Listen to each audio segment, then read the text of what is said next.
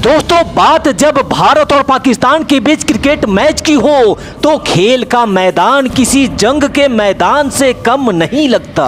आज की ये कहानी है भारत पाकिस्तान क्रिकेट के उस महासंग्राम की जब सौरभ गांगुली की ताकत से अनजान पाकिस्तानी खिलाड़ी शाहिद अफरीदी ने बंगाल टाइगर से पंगा ले लिया था। वैसे तो इतिहास गवाह रहा है कि पाकिस्तान के जिस भी खिलाड़ी ने जब कभी भी किसी भारतीय खिलाड़ी से पंगा लिया हो उसका हिसाब हमेशा भारतीय टीम के शेरों ने डंके की चोट पर ही दिया है। लेकिन बात अगर शाहिद अफरीदी की जाए तो उस दौर में शाहिद अफरीदी का नाम विश्व क्रिकेट में शुमार पर था और उस समय शाहिद अफरीदी का फॉर्म भी पूरे पीक पर था। बैटिंग में तो वो डेंजरस था ही, साथ ही गेंदबाजी भी उसकी कमाल की हुआ करती थी। यही कारण था कि अफरीदी का घमंड भी तब 7वें आसमान पर हुआ करता था।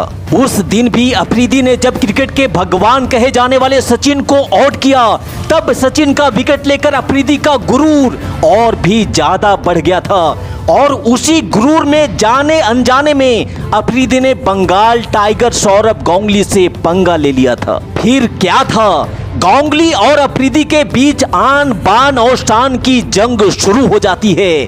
तो इस महासंग्राम में कौन मारेगा बाजी, जीत होगी गांगुली की या टूटेगा अफरीदी का घमंड। इस हाई वोल्टेज मैच का पूरा वीडियो मैं आपको दिखाने जा रहा हूं और अगर आप चाहते हैं कि इस महासंग्राम में जीत गांगुली की हो तो प्लीज इस वीडियो पे एक लाइक जरूर दीजिएगा और कमेंट में भारत माता की जयकार लगाते हुए वीडियो में आखिरी तक हमारे साथ बने रहिएगा। तारीख थी 18 जनवरी 1998 की और मैदान था बांग्लादेश में ढाका का, जहां सिल्वर जुबली इंडिपेंडेंस कप का फाइनल मैच भारत और पाकिस्तान के बीच में खेला जाना था। बांग्लादेश का बंगबंधु नेशनल स्टेडियम दर्शकों से खचाखच भर चुका था।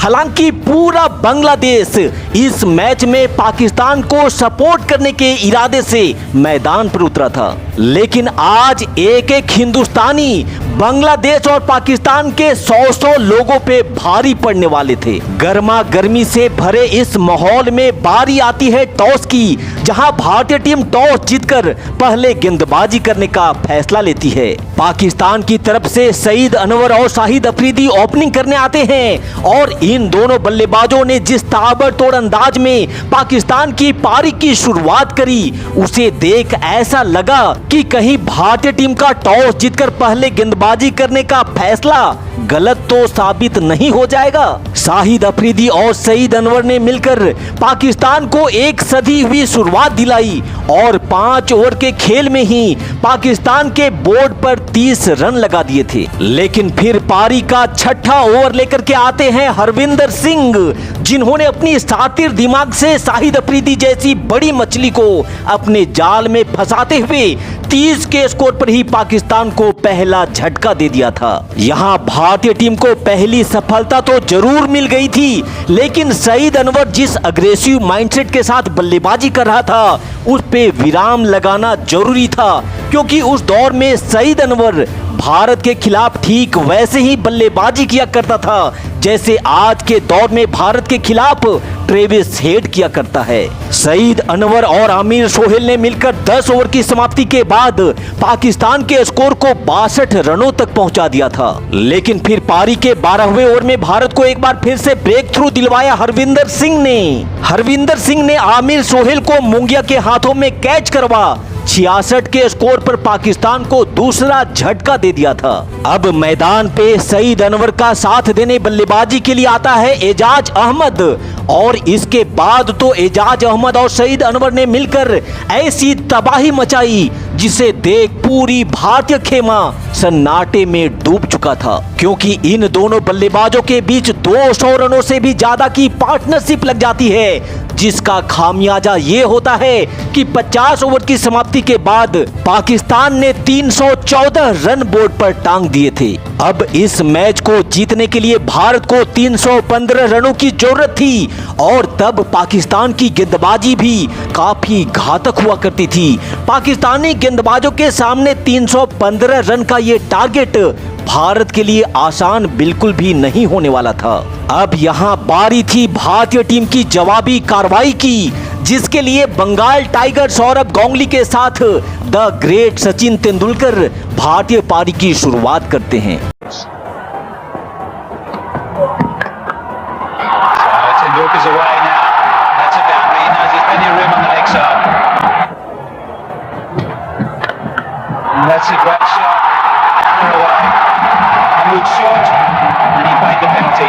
Trouble. This could be out. Could be 6. Now, I think that's a 6. He's calling for the third umpire. That's a good piece of timing. Bowler put himself singled out. That'll go all the way. It was so hard and so fast that Akif didn't have time to get his win. It's a no ball. He won't have got it all the way in the air. Afridi running back. Can't stop it for a game for 4. Well, he either picked that one up early or he intended to play that shot and recover. This time is a big gap on the leg side. Very hard for the bowlers when they've only got 3 fielders on one side of the wicket and one of them's a catching position. That's a better shot. All of a sudden he plays a normal cricket shot. His timing and his placement are all there. That is exactly what we are saying here. यहाँ भारतीय fans जिस धमाकेदार शुरुआत की उम्मीद सचिन और गांगुली से कर रहे थे, सचिन गांगुली ने ठीक वैसा ही तूफानी शुरुआत किया। अभी मात्र 5-6 ओवर का खेल हुआ ही था, लेकिन सचिन और गांगुली चीज क्या है, पाकिस्तानी गेंदबाजों की घबराहट यहाँ पे सब कुछ बयां कर रही थी। अब तक 8 ओवर का खेल समाप्त हो चुका था और सचिन के साथ गांगुली ने मैदान को गर्दा गर्द करते हुए 8 ओवर में ही 70 रन बोर्ड पर लगा दिए थे। लेकिन फिर 9वें ओवर में सचिन शाहिद अफरीदी की गेंद पर अजहर महमूद के हाथों में कैच दे बैठते हैं। सचिन ने बनाए थे 26 बॉल में 41 रन और 71 पे भारत ने खो दिया था मास्टर ब्लास्टर के रूप में अपना पहला विकेट। अब गांगुली का साथ देने बल्लेबाजी के लिए आते हैं रॉबिन सिंह, लेकिन यहाँ सचिन को आउट करने के बाद शाहिद अफरीदी इतना जोश में आ गया था कि उसने अपना होश खोकर गांगुली को कुछ अपशब्द भी बोल दिया था। उस समय दादा तो इस बात को इग्नोर कर देते हैं, लेकिन अगले ओवर में स्ट्राइक पर आते ही गांगुली ने रूम बनाया और ऑफ साइड में 30 गज घेरे के ऊपर से गेंद को पार करते हुए बाउंड्री के बाहर भेज डाला। लेकिन दादा के दिल में अफरीदी ने जो आग लगाई थी, उसकी ठंडक एक चौके से कहां मिलने वाला था। पारी का 11वां ओवर लेकर शाहिद अफरीदी एक बार फिर से गांगुली के सामने आता है और अफरीदी की पहली ही गेंद पर गांगुली ने अपने बाजुओं को खोल जोरदार हवाई प्रहार कर दिया है। देखना होगा 4 होगा या 6, और बाउंड्री लाइन से ठीक 1 कदम पहले एक टप्पा खाकर गई गेंद 1 बाउंस 4 रनों के लिए। लेकिन दादा का गुस्सा अभी भी अफरीदी पे बरसने को बेताब था, इसलिए इस बार गांगुली ने 1 कदम आगे बढ़कर अफरीदी के सर के ऊपर से हवाई हमला किया। डाउन द ट्रैक उड़न तस्तरी बनकर जा पहुंची है गेंद 6 रनों के लिए। यहां गांगुली ने ईंट का जवाब पत्थर से देकर अफरीदी की बोलती बंद कर डाली थी। 11 ओवर की समाप्ति के बाद अब भारत का स्कोर था 96 रन 1 विकेट के नुकसान पर। और फिर 12वें ओवर में भी गांगुली ने कलाइयों का बेहतरीन इस्तेमाल करते हुए थर्ड मैन की दिशा में एक और चौका लगाया। गांगुली की घातक बल्लेबाजी को देखकर पाकिस्तान के कप्तान ने अपने सबसे सफल स्पिनर शकलैन मुश्ताक को बॉलिंग अटैक पर बुलाया, लेकिन शकलैन की गेंद को भी दादा ने हवा में उठाकर जोरदार हवाई प्रहार कर दिया है। उड़न खटोले पर बैठे उड़न तस्तरी बनी ये गेंद गई 6 रनों के लिए। और इस गगनचुंबी छक्के के साथ ही गांगुली ने 42वें बॉल पे अपना अर्धशतक भी पूरा कर लिया था। अब यहां से आगे रॉबिन सिंह और गांगुली पाकिस्तान के लिए ऐसी तबाही बनने वाले थे जिसे देख हर एक पाकिस्तानी समर्थक रोने बिलखने पे मजबूर हो जाने वाला था।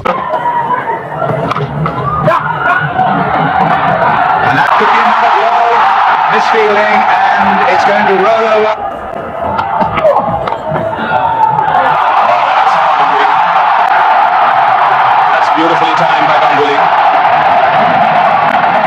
Really well. It's a good hit, straight down his throat. He's dropped those gone for 6. We've seen some very ordinary fielding today.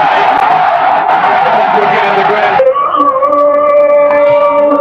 Oh, dropped another one. Sharp chance. Ijaz Ahmed, one of the better fielders in the Pakistan side. That's a lovely shot. It's going to be 4 runs. Finally a boundary coming, and what a lovely shot by Robin. And that's it. The single gives him the 100. Very popular out here. Waves to his fans and supporters, looks up to the heavens to thank. There's been a occasion there was a deflection of the thigh. That's a 6. Or yes, it is. Beautiful shot. Over mid wicket. Well, that's a decisive blow by Robin Singh. It's another big hit, and it's going to be 4.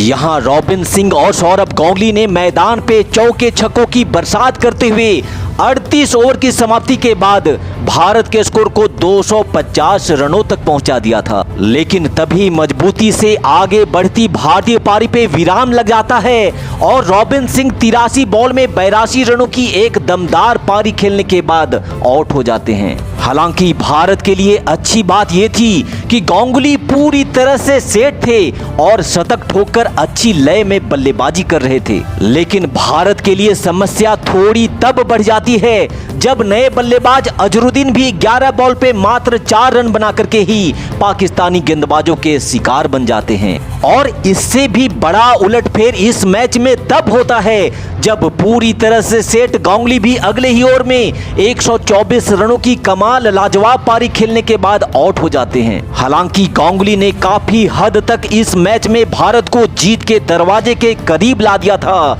क्योंकि अब भारत को जीत के लिए मात्र 40 रनों की ही तो जरूरत थी। और यहाँ नए बल्लेबाज नवजोत सिंह सिद्धू ने आते ही एक खूबसूरत चौका जड़ भारत की जीत की उम्मीदों को और भी ज्यादा बढ़ा दिया था। अब भारत को जीत के लिए 31 बॉल में 37 रन चाहिए थे।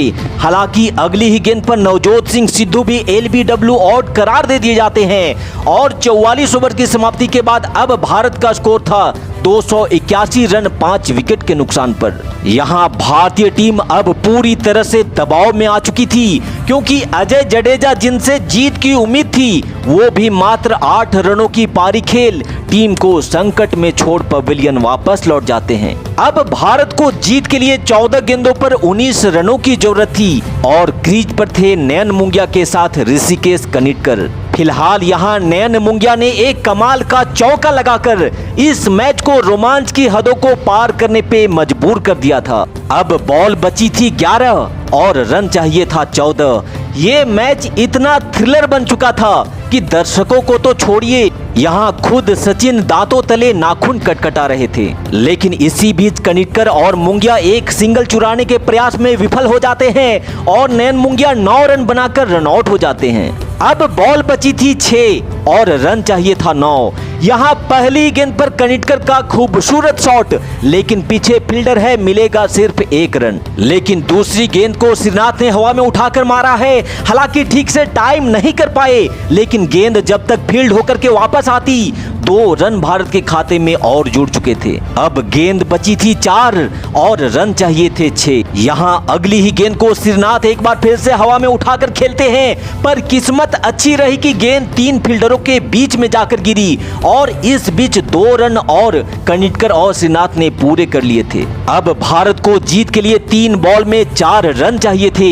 यहाँ अगली गेंद को खेलकर श्रीनाथ ने तेजी से एक सिंगल लिया और स्ट्राइक ऋषिकेश कनिटकर को दे दी। रोमांच का लेवल अब अपने उफान पर था। गेंद बची थी 2 और रन चाहिए था 3। कनिटकर तैयार थे अगली गेंद के लिए और यहाँ ऋषिकेश कनिटकर ने ताकत से भरपूर कड़ाकेदार शॉट लगा दिया है। नहीं मिलेगा किसी को कोई मौका। हार गया पाकिस्तान और जीत हुई भारत की। अद्भुत, अविश्वसनीय, अकल्पनीय 3 विकेट से भारत ने पाकिस्तान को धूल चटाकर ना सिर्फ इस मैच को जीता, बल्कि सिल्वर जुबली कप पे भी अपना कब्जा जमा लिया। तो पाकिस्तान की बोलती बंद कर अफरीदी एंड कंपनी को धूल चटा देने वाली गांगुली एंड कंपनी के जाबाजों के लिए इस वीडियो पे एक लाइक जरूर दीजिएगा और जिन दोस्तों ने अभी तक हमारे चैनल को सब्सक्राइब नहीं किया है उनसे भी गुजारिश है कि सब्सक्राइब वाला बटन दबाकर हमें सपोर्ट जरूर करिएगा। मिलते हैं अगले मैच की धमाकेदार कहानी के साथ, तब तक के लिए जय हिंद, वंदे मातरम।